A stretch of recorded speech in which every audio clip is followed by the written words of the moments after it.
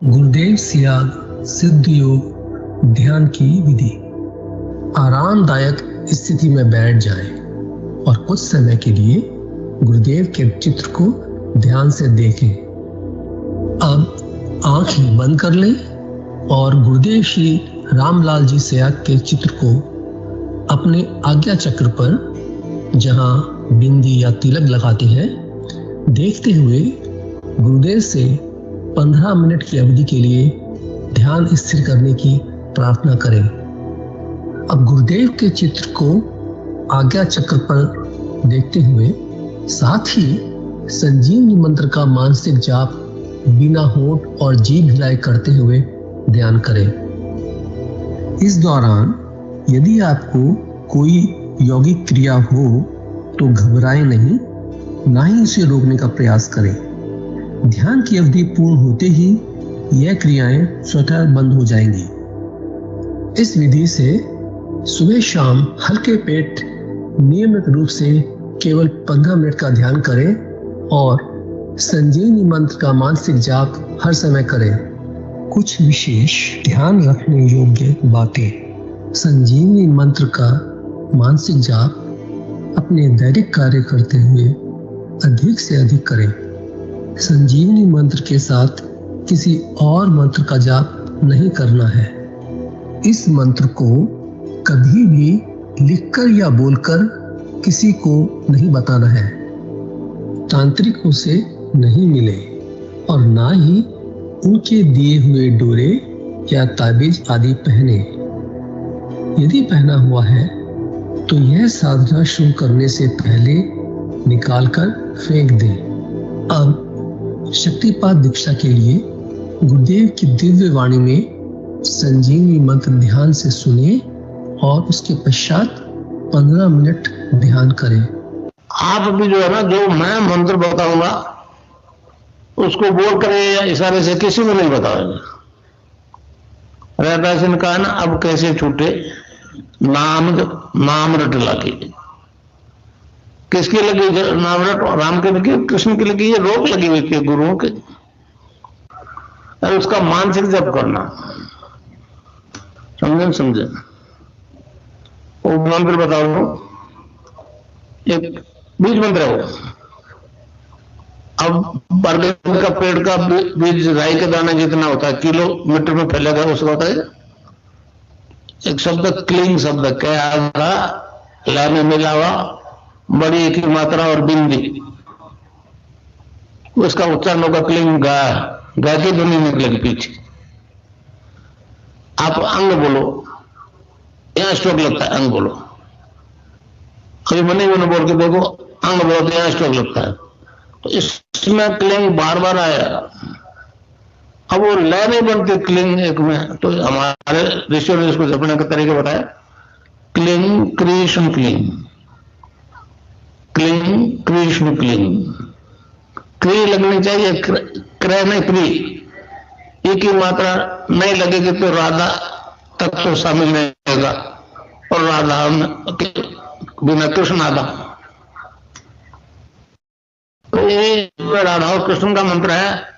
राधा तत्व तो सांसारिक सुख दे दी, कृष्ण मोक्ष देगा। आज की दिव्य लेखनी का शीर्षक है पूर्व जन्म और पूर्वाभास का सत्यापन संभव है। 3 दिसंबर 1988 को पूज्य गुरुदेव ने इस लेख को लिखा था। इसका हम आधा अध्याय पढ़ चुके हैं, आधा पढ़ेंगे आज।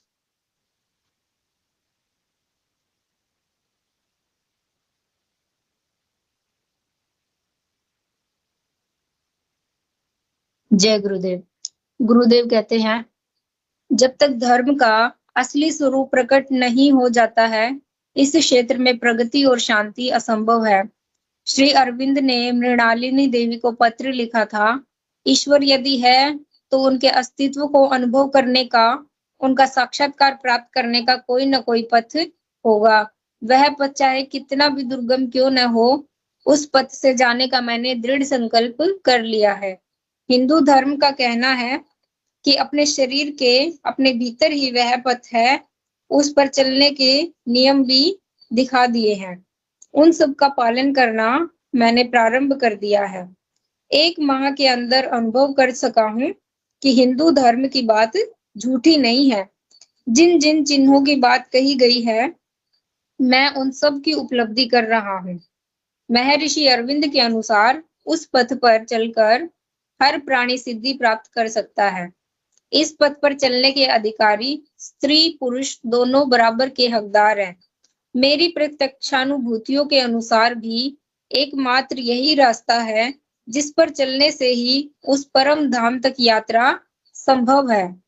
संसार के प्रायः सभी धर्म संसार की उत्पत्ति शब्द से मानते हैं। इस संबंध में वेद स्पष्ट कहता है, आओ उस ज्योति में पहुंचे जो स्वर लोक की है, उस ज्योति में जिसे कोई खंड खंड नहीं कर सकता। वेद स्पष्ट कहता है कि जिस ज्ञान को तामसिक वृत्तियों ने कैद कर रखा है, उनकी मुक्ति केवल प्रकाश प्रद शब्द से ही संभव है। वेद बारंबार उस प्रकाश प्रद शब्द से जो दिव्य प्रकाश निकलता है, उससे मिलने वाले दिव्य आनंद की प्रार्थना करता है। इस संबंध में महर्षि अरविंद ने वेद रहस्य में लिखा है, वैदिक दृष्टाओं ने प्रेम पर उद्धर्व से अर्थात इसके स्रोत और मूल स्थान से दृष्टिपात किया और उन्होंने अपनी मानवता में उसे दिव्य आनंद के प्रवाह के रूप में देखा और ग्रहण किया। आगे गुरुदेव कहते हैं, मित्रदेव के इस आध्यात्मिक वैश्व आनंद को वैदांतिक आनंद अर्थात वैदिक मयस की व्याख्या करते हुए तैत्तिरीय उपनिषद इसके विषय में कहता है कि प्रेम इसके शीर्ष स्थान पर है, परंतु प्रेम के लिए वह जिस शब्द प्रियम को पसंद करती है, उसका ठीक अर्थ है आत्मा के आंतरिक सुख और संतोष के विषयों की आनंददायकता। वैदिक गायकों ने इसी मनोवैज्ञानिक तत्व का उपयोग किया है। उन्होंने मयस और प्रयस का जोड़ा बनाया है। मयस है सब विषयों से स्वतंत्र आंतरिक आनंद तत्व और प्रयस है पदार्थ और प्राणियों में आत्मा को मिलने वाले हर्ष और सुख के रूप में उस आनंद का बही प्रवाह। वैदिक सुख है यही दिव्य आनंद जो अपने साथ पवित्र उपलब्धि का और सब पदार्थों में निष्कलंक सुख के अनुभव का वरदान लाता है। आज संसार से वह प्रकाश प्रद शब्द जिसके दिव्य प्रकाश से दिव्य आनंद की अनुभूति होती है, कहाँ चला गया? जब तक हम संसार में इसकी भौतिक रूप से प्रत्यक्षानुभूति नहीं करवा देते, काम चल ही नहीं सकता। इस दिव्य आनंद और शब्द के बारे में भगवान ने गीता में स्पष्ट कहा है। शब्द से सृष्टि की रचना के संबंध में भगवान ने 17वें अध्याय के 23वें श्लोक में कहा है, ओम तत्सदि निर्देशो ब्रह्मण स्त्रिविधः स्मृतः ब्राह्मणास्तेन वेदाश्च यज्ञाश्च विहिता पुरा। कहते हैं, हे अर्जुन, उस तत्सत ऐसे 3 प्रकार का सच्चिदानंद घन ब्रह्मा का नाम कहा है, उसी से सृष्टि के आदि काल और ब्राह्मण और वेद तथा यज्ञादिक रचे गए हैं। इससे स्पष्ट होता है कि संसार की उत्पत्ति उसी प्रकाश प्रद शब्द से हुई है। शब्द यानी ईश्वर। उस शब्द से जो दिव्य आनंद आता है, उस संबंध में भगवान ने गीता के 5वें अध्याय के 21वें श्लोक तथा 6ठे अध्याय के 21वें 27वें तथा 28वें श्लोक में कहा है, ब्रह्मास्पश्वेत्सात्मा विन्द्यात्मनि यत् सुखम स ब्रह्मा योगा युक्तात्मा सुखम क्षमश्रुते। बाहर के विषयों में आसक्ति रहित अंतःकरण वाला पुरुष अंतःकरण में जो भगवत ध्यान जनित आनंद है, उसको प्राप्त करता है। वह पुरुष सच्चिदानंद घन पर ब्रह्म परमात्मा स्वरूप योग में एक ही भाव से स्थित हुआ अक्षय आनंद को अनुभव करता है। सुखमात्यंतिकम यतद्विग्राह्यमत्यम वेति यत्र न च वायम स्थित चलती तत्वतः। इंद्रियों के अतीत केवल शुद्ध हुई सूक्ष्म बुद्धि द्वारा ग्रहण करने योग्य जो अनंत आनंद है, उसको जिस अवस्था में अनुभव करता है और जिस अवस्था में स्थित हुआ यह योगी भगत स्वरूप से नहीं चलायमान होता है। प्रशांत मनसम ह्योनम योगिनम सुखमुत्तमम उपैति शांत व्रजसम ब्रह्मभूत मकलशकम, क्योंकि जिसका मन अच्छी प्रकार शांत है और जो पाप से रहित है और उसका रजोगुण शांत हो गया है, सच्चिदानंद घन ब्रह्मा के साथ एकाकी भाव हुए योगी को अति उत्तम आनंद प्राप्त होता है। यजुन्नवेम सदात्मानम योगी विगत कल्मषः सुखेन ब्रह्म स्पर्श मत्यंतम सुखमश्नुते। इसका अर्थ, पाप रहित योगी इस प्रकार निरंतर आत्मा को परमात्मा में लगाता हुआ सुख पूर्वक पर ब्रह्म परमात्मा की प्राप्ति रूप अनंत आनंद को अनुभव करता है। आज वह आनंद कहाँ गया? गीता के उपदेशक और व्याख्याता त्याग, तपस्या, दान, पुण्य, स्वर्ग, नरक का उपदेश दे रहे हैं। इस मूल तत्व की अनुभूति क्यों नहीं करवा रहे हैं? गीता के उपदेश को अर्जुन से अधिक कोई नहीं समझ सकता है। उसने उपदेश सुनने के बाद जो कुछ किया, गीता हमें वही दर्शाती है। अर्जुन ने कौन सा दान, पुण्य, त्याग, तपस्या गीता का उपदेश सुनने के बाद किया? वैदिक मनोविज्ञान के अनुसार मनुष्य 7 तत्वों से संगठित है, जिसके कोशों में आत्मा अंतर्निहित है। वे हैं अन्नमय कोश, प्राणमय कोश, मनोमय कोश, विज्ञानमय कोश, आनंदमय कोश, चित्तमय कोश और सतमय कोश। अन्न से लेकर विज्ञान तक 4 तत्व भौतिक सत्ता से संबंधित हैं और आनंद से सत तक तीनों उस परम सत्ता सत चित्त आनंद सच्चिदानंद घन पर ब्रह्म परमात्मा से संबंधित है। आगे गुरुदेव कहते हैं, हिंदू दर्शन के अनुसार मूलाधार से लेकर आज्ञा चक्र तक माया का क्षेत्र है, यानी अन्नमय कोश से विज्ञानमय कोश तक माया का क्षेत्र है। इसके ऊपर के 3 लोक, सत्यलोक, अलख लोक और अगम लोक उस परम सत्ता के लोक हैं। आज्ञा चक्र को भेद कर ऊपर उठते ही जीवात्मा माया के क्षेत्र से निकलकर आनंदमय कोश में प्रवेश कर जाता है। इसके साथ ही गीता और वेद में वर्णित अक्षय आंतरिक दिव्य आनंद की अनुभूति मनुष्य को होने लगती है। मेरे संत सद्गुरुदेव ने उस आनंद को धरा पर अवतरित कर दिया है। उन्हीं की कृपा से मैं उसकी प्रत्यक्ष रूप से अनुभूति कर रहा हूँ। आध्यात्मिक दृष्टि से मुझसे जुड़ने वाले लोगों को भी इसकी प्रत्यक्षानुभूतियां हो रही हैं, जो कि भौतिक जगत में सत्यापित हो रही हैं। इस संबंध में ईसाइयों का पवित्र धार्मिक ग्रंथ बाइबल भी वही कहता है जो हमारे ग्रंथ कहते हैं। संसार की उत्पत्ति के बारे में बाइबल के संत जोहन 1:1 से 4 में कहा है, आदि में शब्द था और शब्द परमेश्वर के साथ था और शब्द परमेश्वर था। यही आदि में परमेश्वर के साथ था। सब कुछ उसी के द्वारा उत्पन्न हुआ और जो कुछ उत्पन्न हुआ है उसमें से कोई भी वस्तु उसके बिना उत्पन्न नहीं हुई है। उसमें जीवन था और वह जीवन मनुष्यों की ज्योति थी। शेष अध्याय हम कल पढ़ेंगे, अभी इसका बहुत सारा पार्ट रहता है। जय गुरुदेव, जय श्री दादा गुरुदेव। जय गुरुदेव, जय दादा गुरुदेव, जय श्री कल्की भगवान। आपकी सदा जय जयकार हो, आपकी सदा जय जयकार हो, आपकी सदा जय जयकार हो। गुरुदेव श्री आप सिद्धि योग मेडिटेशन और एक्सपीरियंस के नए भाग में आप सभी गुरु भाई बहनों का इस मंच पर सादर आभार, अभिनंदन और स्वागत करते हैं। यह कार्यक्रम गुरुदेव की करुणा से निरंतर चलने वाला, प्रतिदिन सुबह 5 से 5:30 बजे के बीच। सुबह चूंकि सिर्फ ध्यान का कार्यक्रम होता है, सामूहिक ध्यान का कार्यक्रम, और शाम को 7 से 8:30 तक ये कार्यक्रम निर्धारित समय अनुसार चल रहा है।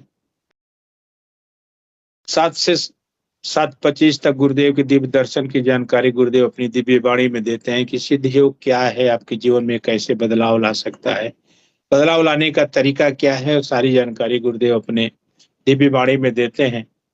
फिर एक संजीवनी मंत्र गुरुदेव देते हैं जिसको कहते हैं कि आपको इस नाम को जपना। उस नाम जब से ही गुरुदेव कहते हैं आपके जीवन में सारा परिवर्तन, सारी समस्याओं का समाधान, चाहे वो आर्थिक हो, सामाजिक हो, चाहे शारीरिक हो, चाहे मानसिक हो, सारी समस्याओं का समाधान गुरुदेव ने कहा है कि नाम जप से हो जाएगा। और उसका उदाहरण हमारे जैसे गुरु भाई बहन आपके सामने बैठे हैं जो जिंदा प्रमाण है। नाम जप के माध्यम से ही हमारे जीवन में उतना बदलाव आया है। उसके बाद गुरुदेव कहते हैं कि 15 मिनट का आपको ध्यान करना है।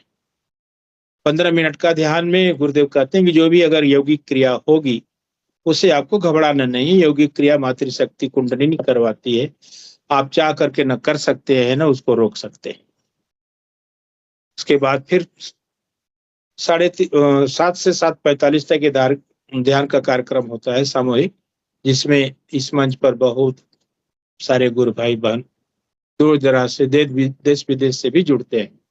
उसके बाद 7:45 के बाद अनुभूतियों दिव्य लेखनी पढ़ी जाती है।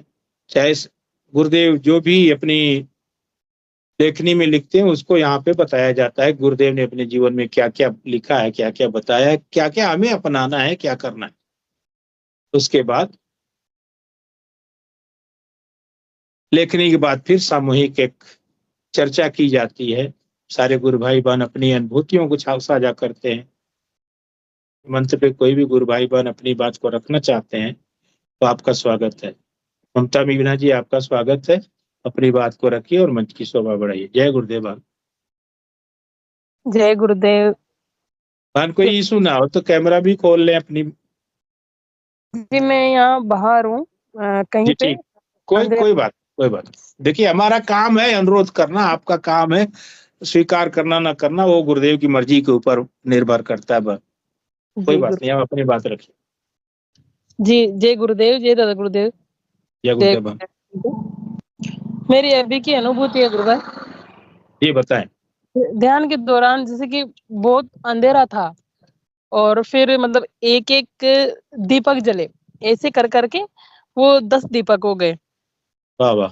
ऐसे जैसे कि बहुत दूर चली जा रही हूँ मैं, ऐसा बड़ा गेट दिखता है और बहुत ही मतलब 1 किलोमीटर या ऐसा मतलब अंदाजे से अंधेरा था। मैं चली जा रही हूँ, डर भी नहीं लग रहा। और वैसे ही जैसे गेट निकलते हैं वैसे वो दीपक जैसे एक यहाँ जमा, एक ऐसे आगे चलते गए 10 दीपक। 10वें दीपक गुरुदेव की तस्वीर दिखाई देती है। वाह वाह वाह वाह। जी गुरुदेव, मैं डर रही, मतलब डर भी था और गुरुदेव मतलब मुझे खींचे बुला रहे थे ऐसा। मैं अंधेरे से डर लगता ही है, लंबी गुफा थी। अच्छा। हाँ, हमें डरना नहीं गुरुबान, क्योंकि गुरुदेव हमारे साथ हैं। और ये जो यौगिक क्रियाएं होती है ना, वही कुछ न कुछ बदलाव के लिए ही होती हैं। चाहे वो कुछ शरीर में किसी प्रकार की कोई समस्या हो, चाहे आने वाले कल के लिए कोई ऐसा संदेश हो, ये अनुभूतियां सब गुरुदेव उस एक माध्यम से दिखाते हैं।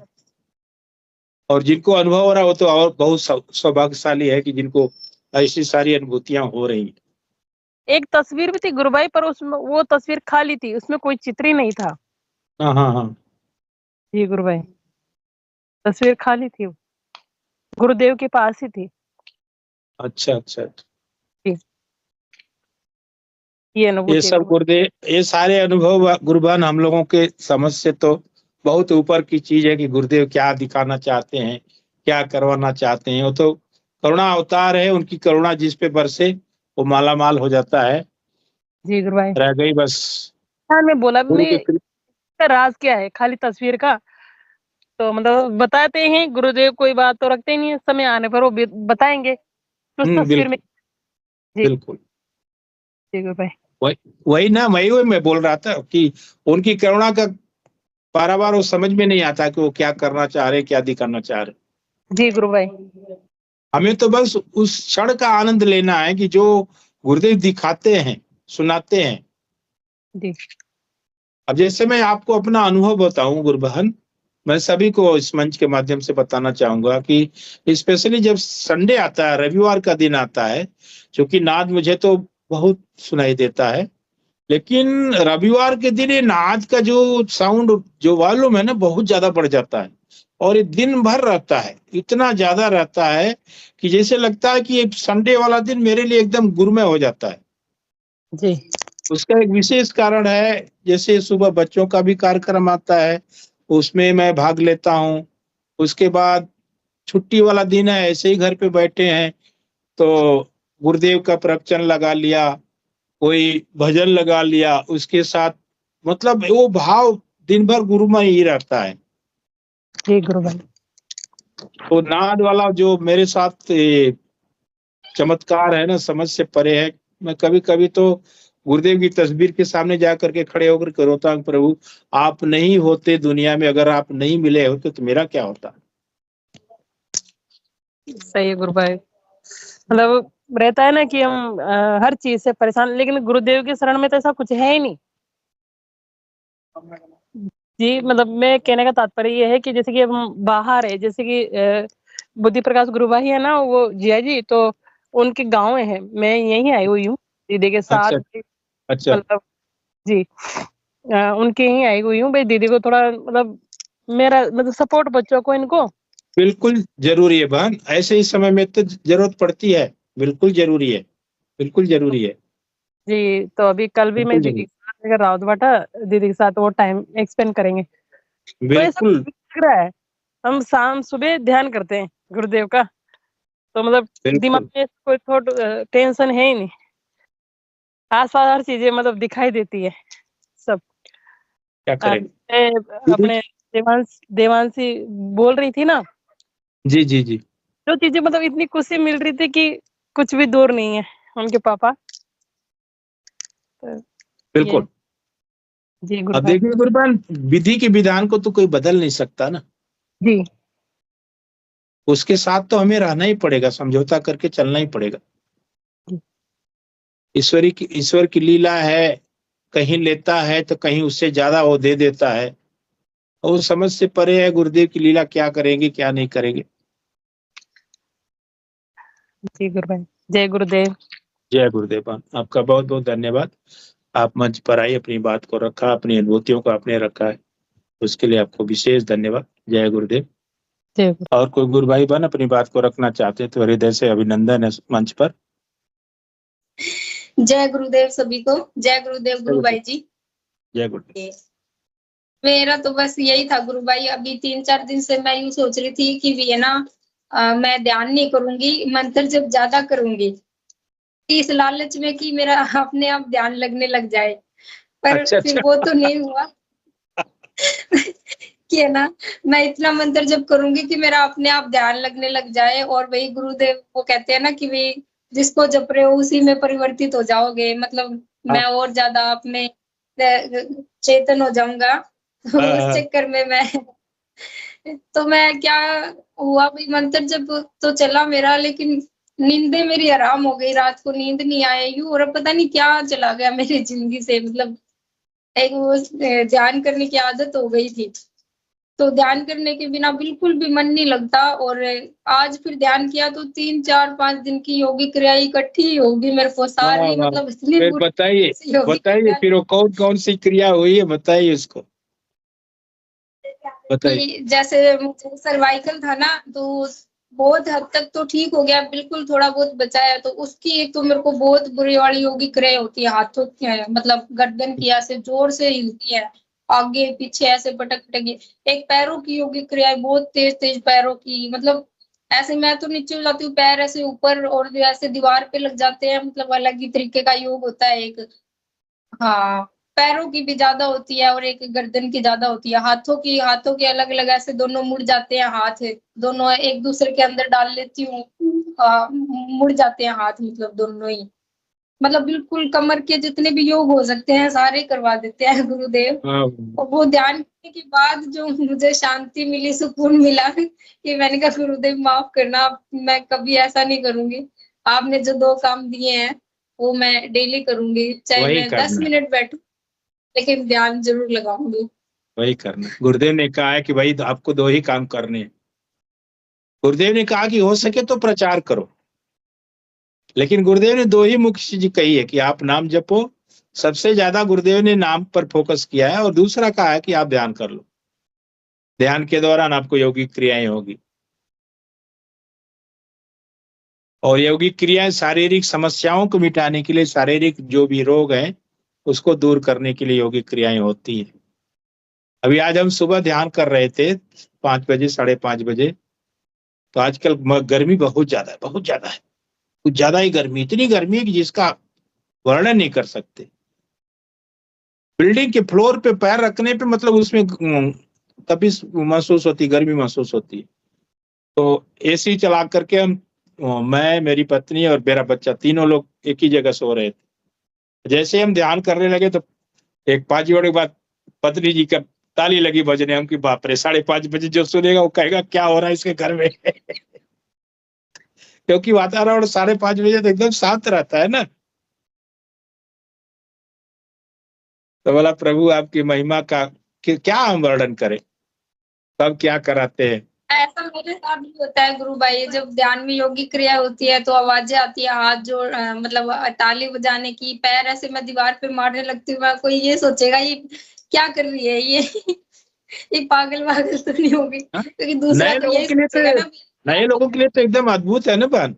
नए लोग, अगर कोई नया व्यक्ति आ जाए ध्यान के दौरान और देखे कि ये सब क्या कर रहे हैं, सब सारे पागल ये क्या कर रहे हैं, कोई चिल्ला रहा है, कोई रो रहा है, कोई ताली बजा रहा है, तो उसके लिए तो एक नया अनुभव होता है ना ये सब। और गुरु भाई आजकल क्या हो रहा है, मतलब ध्यान में है ना, मतलब आकृति ऐसी बनती है, मतलब जैसे गुरुदेव सफेद कपड़ों में बैठे होते हैं ना, वैसी आकृतियां मतलब आती जाती रहती हैं, आकृति बनती रहती है। फिर पहचानने की कोशिश करती हूँ कि ये तो गुरुदेव है, फिर वो एकदम ओझल हो जाती है, फिर बनती है।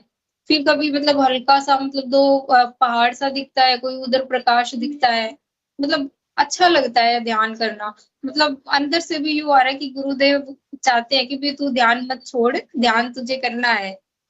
ध्यान नहीं किया तो मैं बेचैनी सी हो जाती थी कि भाई मैंने गलत कर रही हूँ, फिर भी मैं एक वो लालच हो गया था, वो गलत है। वो गुरुदेव कहते हैं ना, मानवीय प्रयास इसमें बिल्कुल भी सहायक नहीं है। हमें खुद से कोई प्रयास नहीं करना, कोई बुद्धि का प्रयोग नहीं करना, जो गुरुदेव ने आदेश दिया है उसका पालन करना है। जय गुरुदेव। जय गुरुदेव। मैं एक बार का अनुभव बता रहा हूँ। मेरा एक भतीजा है, अब थोड़ा सा सामने आए तो मैं चर्चा करूं, क्योंकि फेस टू फेस जब चर्चा होती तभी अच्छा लगता है। तो अनुभव, वो मिर्गी का थोड़ा सा मरीज था, तो मैं बोला कि उसको महीने में 10 दिन 15 दिन पे दौरे आते थे, और दौरे आते थे तो इतनी बुरी स्थिति में वो लोटपोट करता था, नाक रगड़ता था। कभी कभी तो लोग उसको उठा पठा करके लाते थे घर पे, टट्टी पेशाब सब कुछ उसका हो जाता था, इतना मतलब बुरी दुर्गति होती थी। तो मैं बोला कि भाई ऐसा करते हैं, गुरुदेव हैं, आप चलो एक बार, मैं उनकी शरण में आपको लेकर चलता हूँ, आप दीक्षा ले लो, ध्यान करो। तो उसको शायद मैं जोधपुर लेकर आया। मैं बोला कि गुरुदेव देखो, जो बोलेंगे उसको आप ध्यान से सुनना, और ध्यान के दौरान आप इधर उधर मत देखना।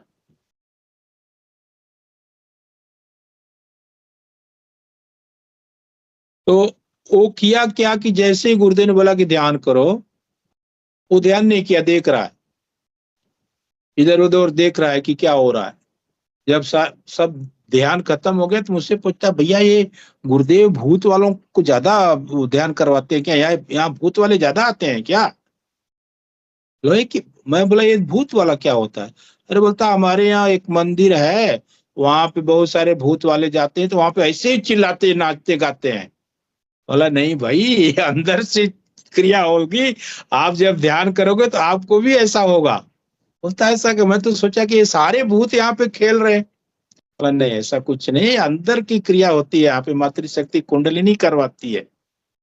और गुरुदेव तो पहले ही कह देते कि भाई जो आप आए हो ना, ये 15 मिनट का समय गंवाना मत। तो ऐसी धारणा हो जाती है कि गुरुदेव के यहाँ भूत वाले बहुत ज्यादा जाते हैं। हमारे यूपी में ये सब बहुत है, आज भी लोग नहीं विश्वास करते, भूत प्रेत पर ज्यादा विश्वास करते हैं। कोई बीमार हो गया तो क्या भैया चलो उसको जड़ी बंधवा देते हैं, किसी ओझा के पास ले जाएंगे। अरे भाई जांच कराओ ना कि क्या दिक्कत है। बुखार आया तो उसका जांच कराओ, टाइफाइड है कि मलेरिया है कि वायरल बुखार है। ये सारी चीजें हैं। जी गुरु भाई, हम जो अपने आसपास देखते हैं हम तो चीजों को उसी से रिलेट करेंगे ना। अभी हमने असली चीजों को तो देखा ही नहीं है, जो सत्य है वो तो हमने गुरुदेव की शरण में आके जाना है। नहीं, उससे पहले तो हमारी भी ऐसी वृत्तियां थी। मुझे भी सबसे पहले जब ध्यान लगाया, योगिक क्रियाएं हुई, आंसू बहने लगे, खुद पे कोई नियंत्रण नहीं रहा, तो मेरे भी ध्यान में ही लगाते लगाते सोचे कहीं मेरे ऊपर भी कोई कोई ऐसी नेगेटिव एनर्जी तो नहीं थी, मतलब नहीं है। तो डर भी लग रहा, क्योंकि हमने वही चीजें देखी हैं। और अब कुछ भी हो जाता है तो मतलब एक गुरुदेव की बातें याद आती हैं, गुरुदेव के प्रवचन याद आते हैं कि गुरुदेव क्या बताते हैं, क्या आदेश किया है गुरुदेव ने।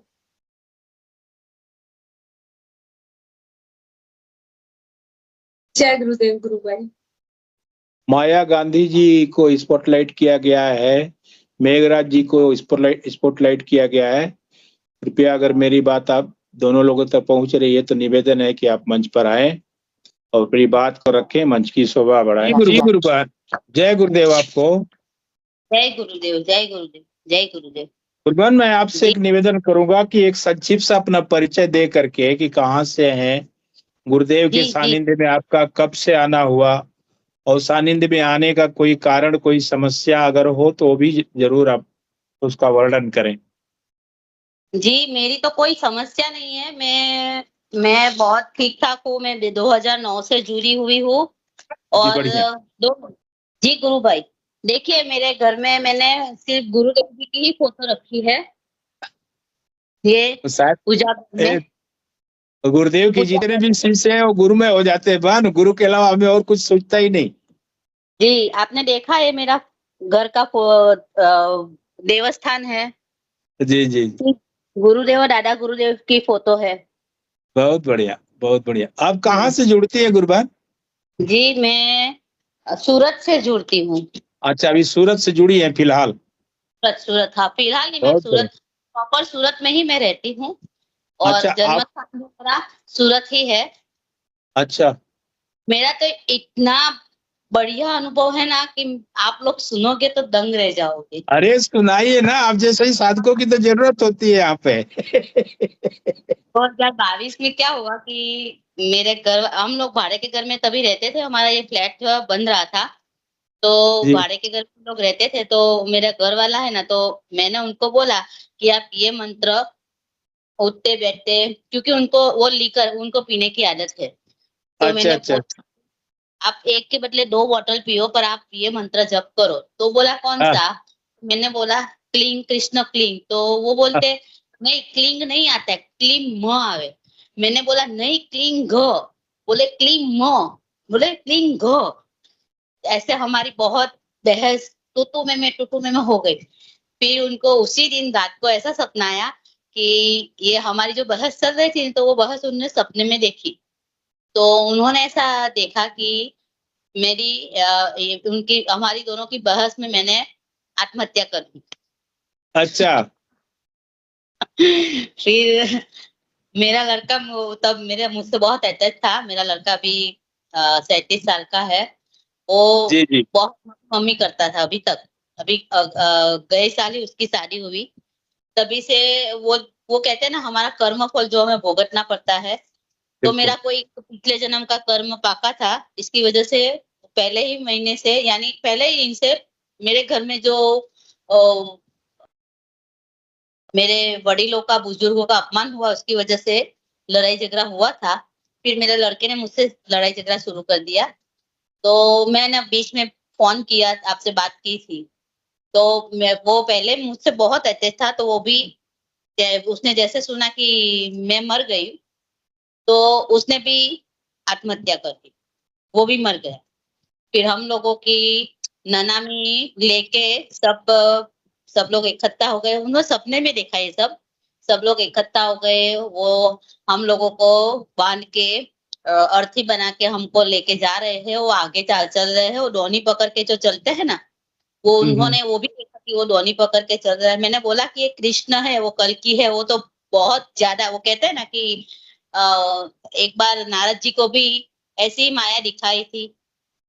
मैं नारद जी को बोला था कि नारद जी ने बोला कि मुझे आपकी माया देखनी है, तो बोले कि चल तू नदी किनारे चल, कृष्ण भगवान ने बोला तो नदी किनारे चल। तो नदी किनारे बोला कि अभी आप डुबकी लगाओ, एक डुबकी लगाओ। जैसे एक डुबकी लगाई, बाहर निकले तो वो नारद जी ने देखा कि वो कोई स्त्री का रूप उनको दे दिया था कृष्ण जी ने। और वहां से कोई राजा आता था, जंगल में राजा शिकार करना आता है, तो उन्होंने वो गुरुबेन आप गुरुबान कोई अपना एक अनुभव बताएं। दिव्य अनुभूति आप अपनी सुनाए। जी, मैं अपनी ही अनुभूति सुनाती हूँ। मैंने भूमिका ना देकर आप अनुभूति बताएं गुरुबेन। जी, मैं समझती हूँ, समय बहुत जा रहा है। तो मैंने बोला कि देखो, नारद जी को सिर्फ 1 सेकंड की देरी में भी उन्होंने ऐसा दिखा दिया कि वो राजा की रानी है, उनके 8 बच्चे हुए, सब मर गए। फिर रोती हुई वापस वो नदी के किनारे जाती है, फिर एक डुबकी लगाती है, तो फिर नारद जी हो गए। तो बोला प्रभु ये कैसी लीला है? तो मैंने बोला कि ये कल्कि भगवान तो कुछ भी दिखा सकते हैं। वो तो इतने रोए कि मैंने ये क्या कर दिया। हम लोगों की चिता को भी आग लगाई। ये सब उन्होंने सपने में देखा। मैंने बोला कि आप मान लो ना कि क्लीं ग बोलना है, क्लीं मन नहीं बोलना। अच्छा बाबा, मैं मान लेता हूँ। मेरा एक निवेदन है बहन, कभी भी आप किसी को मंत्र वगैरह बताती हैं तो अपनी जबान से उसको मत बताइए। चलिए, आपने परिवार में उसको साझा किया है, उसका शुद्धिकरण कराया है, लेकिन आप गुरुदेव को आवाज में रख दीजिए, बोलिए कि बस जो ऐसा गुरुदेव बोल रहे हैं ना वैसा ही आप जपो। उस पे बात की जरूरत ही नहीं है। मंत्र जब चलता ही रहता है गुरुदेव की आवाज में। बस मैं 24 घंटा रखती हूँ घर में। जैसे कोई नेगेटिविटी भी हो या कोई भी हो, कोई सूक्ष्म आत्मा भी सुने तो उनका भी कल्याण हो जाए, इसीलिए मैं रखती हूँ। 24 घंटे मेरे यहाँ मंत्र जब चलता है गुरुजी। वाह वाह, बहुत बढ़िया। ऐसा दिव्य अनुभूति जो हो आपको कि मतलब ध्यान के दौरान मुझे ऐसे एक अनुभव हुआ है जो संक्षिप्त में बता सकती, उसका वर्णन करें आप। नहीं, ध्यान के दौरान तो कोई भी अनुभव नहीं हुआ। मेरी माताजी थी, मेरी माताजी की एज 73 74 थी। मैंने 2 बरस तक वहां जहाँ भाड़े पे रहते थे उनको भी मेरे साथ रखा था। मैं उनको भी ध्यान करवाती थी। अभी तो 1.5 महीना हुआ वो एक्सपायर हो गए, पर वो कोमा में थे, तो उनके पास भी ये मंत्र जप मैंने रखा ही था। और गुरुजी को बोला था कि गुरुदेव आप ये आत्मा को आप अच्छी जगह पे आप उसका जन्म करवाना, और जहाँ पे आपका मंत्र जप और ये ध्यान करवाते हो वहां पे उनको उनका जन्म वगैरह सब हो जाए। मैंने अभी गुरुदेव को बहुत प्रार्थना की है कि गुरुदेव मुझे कोई अनुभूति करवाए, पर जब उनकी मर्जी होगी तो करवाएंगे। सही बात। करवाएंगे, मुझे तो पूरा विश्वास है, पूरा विश्वास जी। इसलिए मैं ऐसा नहीं सोचती कि सबको होता है, मुझे क्यों नहीं होता। करवाएंगे, गुरुजी की मर्जी। आप सबके अंदर ही है गुरु, फिर नेगेटिव क्यों सोचना, पॉजिटिव ही सोचना। नाम जप करना है गुरुबन, इसमें ज्यादा से ज्यादा हमें नाम जप करना है। वो नाम जप ही गुरु की सेवा हुई। जितना हम नाम जप करेंगे उतना ही गुरु की सेवा होती है। गुरुदेव ने कहा है ना कि मुझे वही शिष्य प्रिय है जो नाम जपता है। तो हमें उस गुरु का प्रिय शिष्य बनना है। गुरु के आदेश का पालन जो करता है वो प्रिय शिष्य होता है। अभी तो मैं कैसा चमत्कार होता है कि मैं जब मन में सोचती हूँ तो सामने आ जाता है। अभी मैं जब मेरा जो काम चल रहा था तो मैं काम कर रही थी, मन में सोच रही थी आज मेरा अनुभव बताऊं नहीं बताऊं, फिर अंदर से आवाज आई कि आज होगा, जो होगा देखा जाएगा। तो आपने सामने से मेरा नाम बोला। देखिए, आपके मन में बात चली, गुरु ने जिसने कार्यक्रम को लॉगिंग किया है उन तक पहुंची, और उन्होंने आपको स्पॉटलाइट किया। फिर मुझे दिखा कि नहीं आप स्क्रीन पे, मैंने आपको बुला लिया। 1 सेकंड की भी देरी नहीं लगी। यही समर्पण है, यही समर्पण है। 1 सेकंड आप सोचते हैं गुरु तक आवाज पहुंचती है, गुरु वो काम कर देता है। ये बहुत बड़ी अनुभूति है बहन, यही बहुत बड़ी अनुभूति है कि शिष्य ने सोचा, गुरु ने कर दिया उसको। जी, हमें सोचने की देरी होती है, हमारा काम बस पहले से हो जाता है। हो जाता है। गुरुदेव कहते हैं ना, मांग कर तो देखो भाई, पात्र सीधा रखोगे डाल दूंगा, उल्टा रखोगे मजबूर हूँ। मैं तो देने के लिए बैठा हूँ, तुम पात्रता के बैठा हो। हूँ। मेरे गुरु का आदेश है कि तेरे दरवाजे से कोई खाली हाथ न जाए, चाहे राजा हो चाहे रंक हो। जी जी जी आपका बहुत बहुत धन्यवाद गुरु बहन।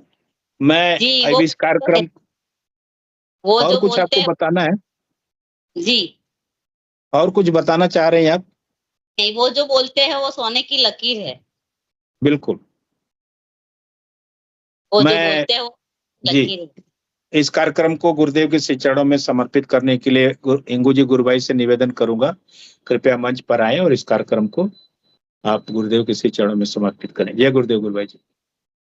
ठीक है। को गुरुदेव की दिव्य चेतना सभी में सिद्ध हो, जगत व्यापी हो और जगत के कल्याण के लिए हो। जय गुरुदेव, सभी को बहुत बहुत जय गुरुदेव। बोलो कल जय गुरुदेव, जय गुरुदेव,